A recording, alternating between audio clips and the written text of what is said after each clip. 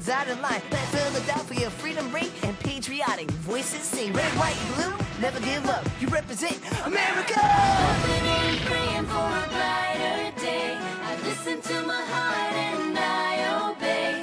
How can I see it any other way? I'm looking at life with my own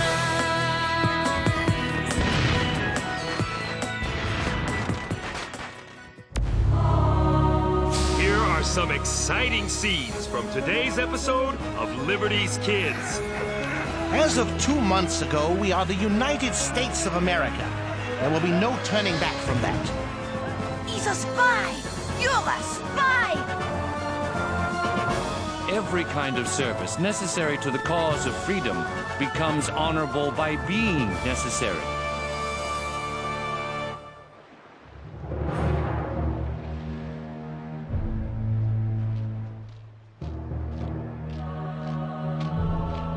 New York City is teeming with His Majesty's troops. The tension here is excruciating. It has been over a year since the rebellion began, and General Washington has been retreating from Manhattan as it burns behind him. Still, this beautiful autumn evening finds me full of hope. Congress has appointed a committee to meet with Admiral Howe, commander of His Majesty's Navy. Their subject, peace. This esteemed committee is composed of Mr. John Adams, Mr. Edward Rutledge of South Carolina, and, not surprisingly, our own Dr. Benjamin Franklin. My prayers, dear mother, are with them.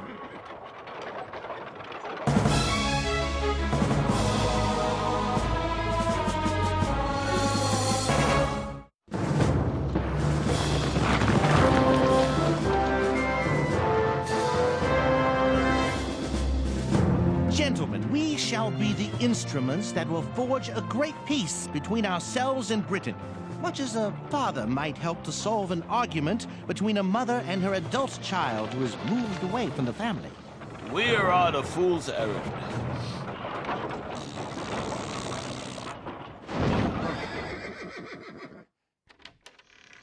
Gentlemen, I am honored by your presence. I trust you will find the accommodations to your liking.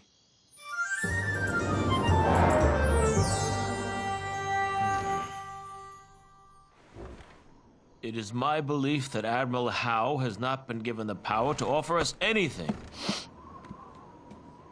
It is also my belief that we must not offer him anything. Don't shut the window. We shall be suffocated. But the evening air. My cold, Doctor. The air within this chamber will soon be, and indeed is now, worse than that out of doors. Come, I'll convince you. I believe you're not acquainted with my theory of colds. I have read of your theory, but I've always thought it incorrect. Nay, my friend, air that is cold when one breathes it in becomes warm in the lungs. See, my breath is warm. Yes, I see. It will soon be widely recognized as a truism. Cold air, in fact, is a benefit to a man suffering from the common cold. And the proof is in the pudding.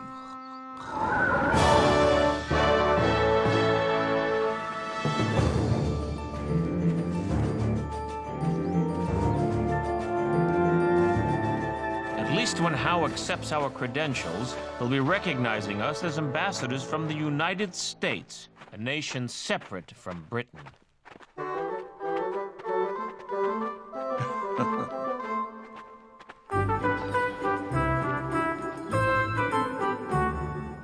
Do you think General Washington has a chance to win back New York? No idea. But if I was 40 years younger, I'd sign up to help him. 30 even. 20. 10. There's nothing exciting happening here. I know. A worm!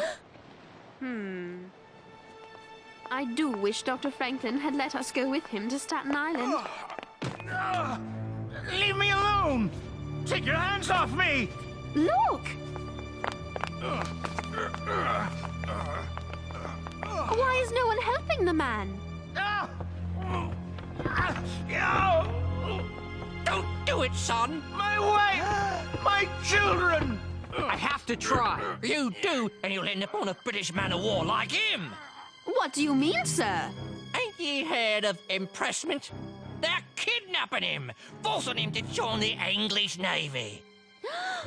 You lads will be next if you don't leave this place now. Now, the squirt can probably stay. I doubt they'll be wanting him. I'm staying. There's an important story here. Young'uns. What? Won't it be hard to make deadline filing your story from a British ship? My friends, I'm afraid I must side with the lady on this issue. Oh, you must? Who are you? Oui, who are you? I'm a school teacher. My name's Nathan Hale. Over there! After them! Run! In here!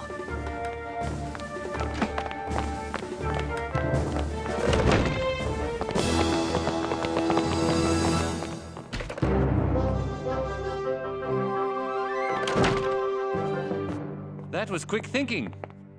What's your name? Henri Lefebvre, patriot. Always a pleasure to meet a fellow patriot. I am Miss Sarah Phillips.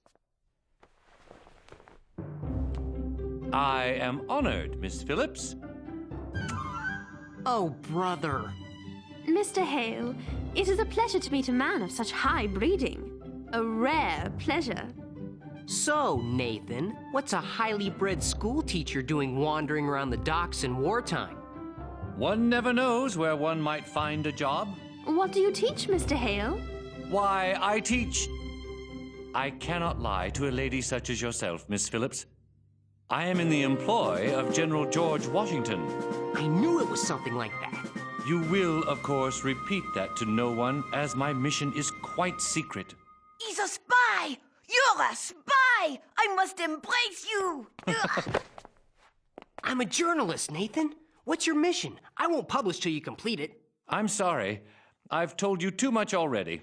I must go. I must say I am shocked that a man of your station would take on such a vile duty as spying. It is a role most unworthy of a gentleman. I know many believe that, Miss Phillips. But every kind of service necessary to the cause of freedom becomes honorable by being necessary. You are, I assume, aware of the penalty for spying, should you be caught? I am. It is death by hanging. A shameful death, surely. Painful, too. Nevertheless, for a year I have been attached to the army and have not rendered any material service. This shall be my service. Good day, and God be with you all. Wherever this Nathan Hale goes, I go. I regret, gentlemen, that I am unable to accept your credentials. That would mean the king agrees that his colonies are an independent nation. John?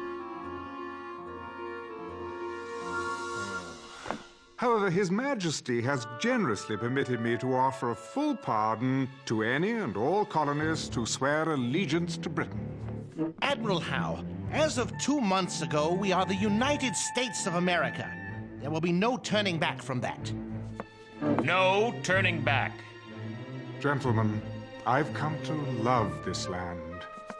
I feel for America as for a brother, and if America should fall, I would lament its loss like that of a brother. We will do our best to save your lordship from that pain.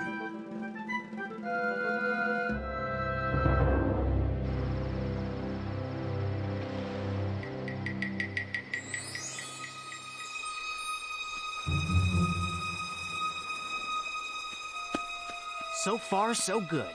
He has no idea we're watching him. Finally, he's going to do some spying. That British ship is sending men to meet him. Perhaps it has something to do with this horrid burning of New York City. Or maybe he's pretending to be a British agent. Nathan is a double agent. Maybe he's a better spy than I thought.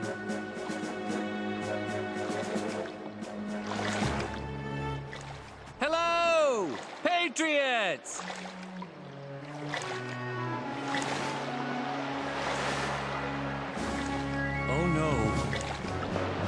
couldn't see the warship. He must have thought they were Americans. Run, Nathan! Run for the woods! James, no! Remember what might happen if the British Navy catches you?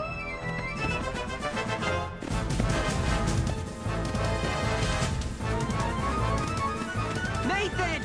James, you shouldn't be here.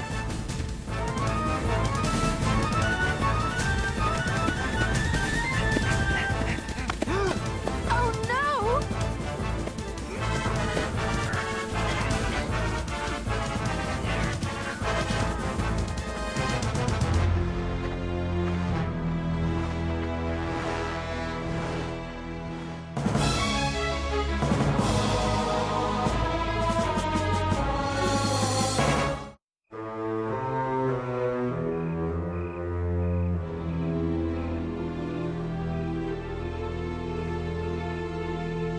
What are these? General Howe, sir.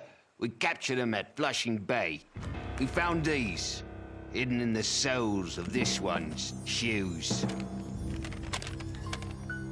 That one's in a foreign language, sir. I am grateful for your help, sailor. Yes, sir. It is, in fact, in Latin, and contains information about the placement of His Majesty's troops. Useless information, 10 days old, which does nothing to alter the fact that you, sir, are a spy. What is your name? Sir, I am Captain Nathan Hale of the Continental Army of the United States of America. What is your mission? Sir, I was sent by General George Washington to gain whatever intelligence I could concerning the position and strength of our opponent's forces in New York. Well, Captain Hale, you have failed in your mission, utterly. I have, sir. But there are better men who will succeed. Forgive me, General, but one day soon you will have to take your leave of this fine mansion on the bay. And you? Are you a spy too? No, sir. We found this on him, General. A journalist for Dr. Franklin. Go, return to our friend. Excuse me, General, but I want to stay here to report this man's story. Leave now, young man, while you still can. I think the American public ought to know how King George deals with spies. You don't have anything to hide, do you, General?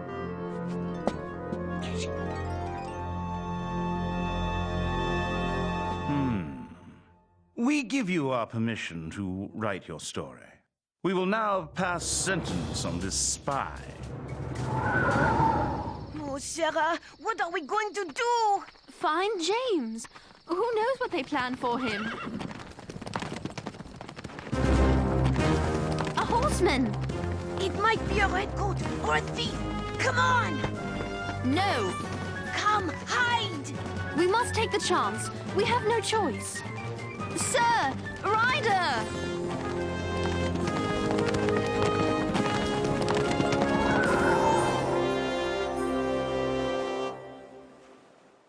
Captain Nathan Hale, for the crime of spying against His Majesty King George III, I sentence you to be hanged this very morning.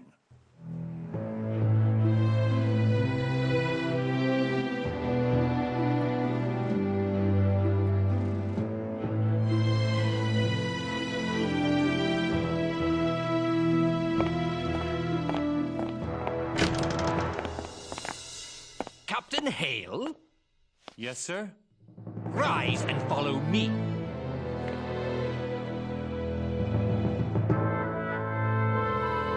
Now! You too, journalist.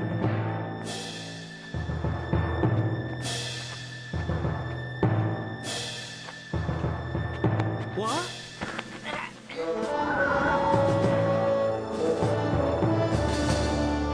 Don't worry, laddie. You'll calm down after 3 or 4 years at sea. Bless you, sir. The United States thanks you! Leave me alone! Let me go!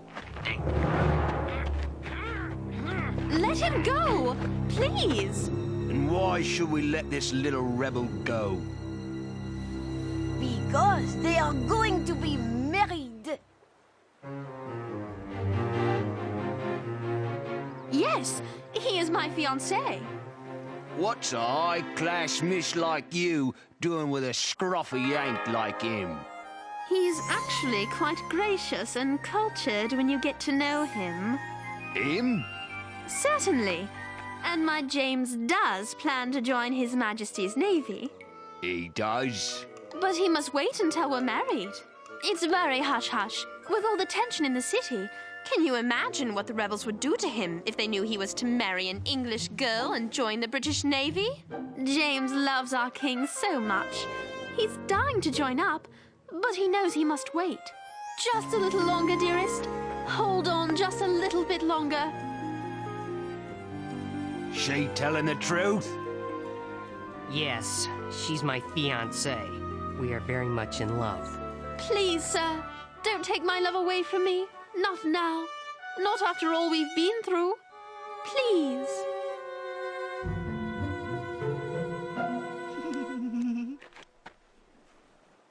Go on then.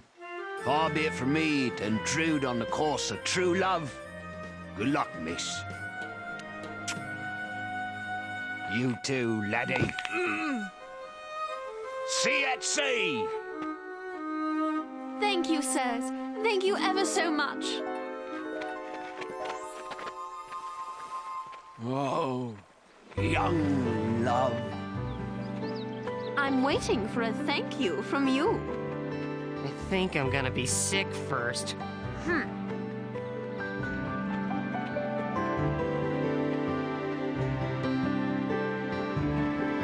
Please release my hand. That's the easiest thing anyone's ever asked me to do. So, when is the big day? Listen, I have bad news.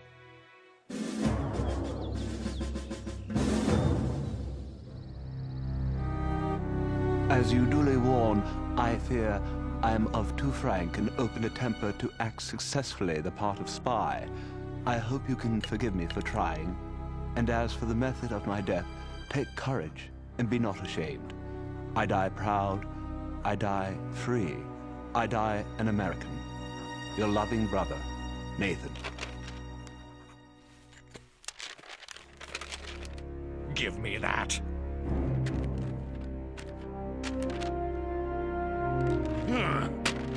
The rebels should never know they had a man in their army who could die with so much firmness. Are there other letters?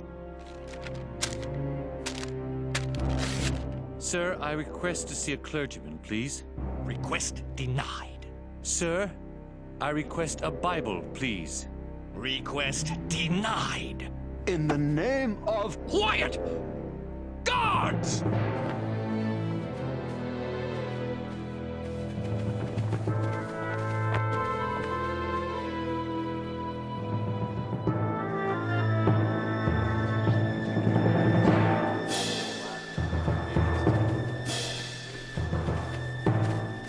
Execution party! Halt! Nathan! Does the prisoner have any last words? I do, sir. Speak them now. It is the duty of any good soldier to obey any order from his commander-in-chief. I have obeyed an order, and I am here. I am ready. To my foe, you soldiers of Britain, my brothers, I say may you be as ready as I to meet your end, in whatever shape it might appear. To my countrymen, old and young, I say, let us never lay down our arms until we obtain our independence. If I had 10,000 lives, I would lay them all down if called to it in defense of our glorious new nation, in defense of freedom. Freedom! I only regret that I have but one life to lose for my country.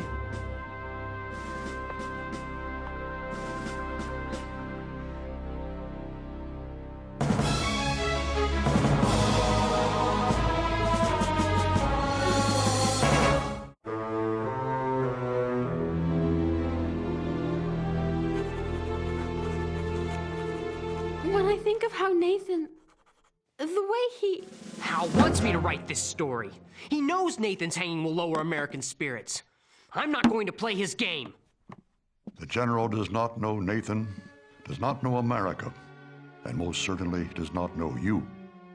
Let us remember Nathan's spirit, his dignity, and his courage. And let us tell others of the same. His words. Nathan's words. Will be a weapon in defense of his cause, our cause, freedom. But only if you write them, James. And we will need weapons now that we know the British have no interest in making peace. James, you must write this story. I'll make him write it.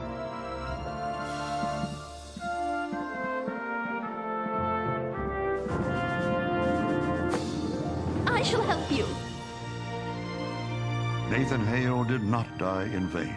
Surely it is our responsibility to search out the seeds of victory in defeat, in failure, and even in death. Dr. Franklin, will you do me a favor? What's that, my boy? Make sure my friend General Howe gets the first copy of this. That I will, James. That I will.